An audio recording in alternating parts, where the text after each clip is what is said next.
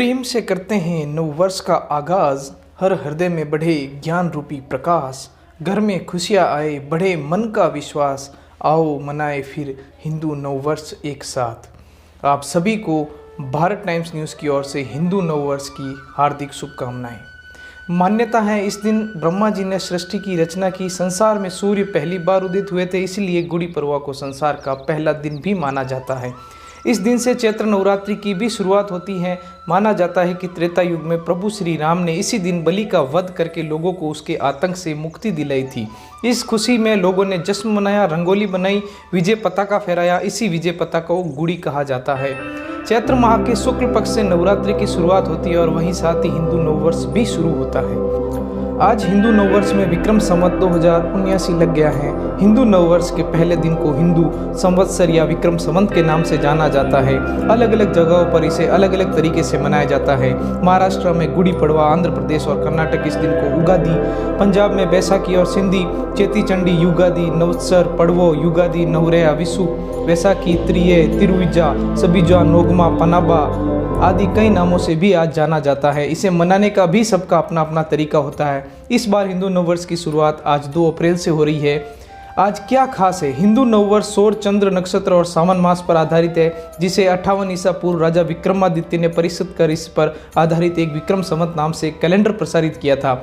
इसी नववर्ष में 12 माह के एक वर्ष, 30 दिन का एक माह और 7 दिन के एक सप्ताह का प्रचलन हुआ।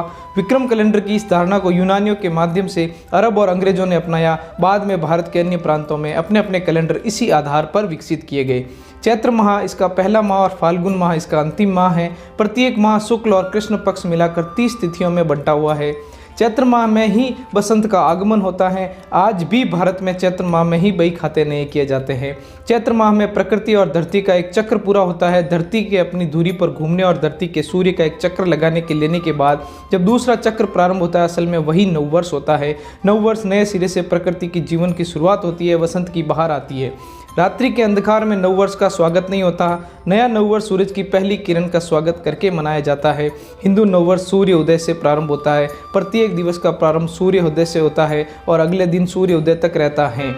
उक्त सभी कैलेंडर या गणनाएं पंचांग पर आधारित है। पंचांग के 5 अंग है: तिथि, नक्षत्र, योग, करण और वार।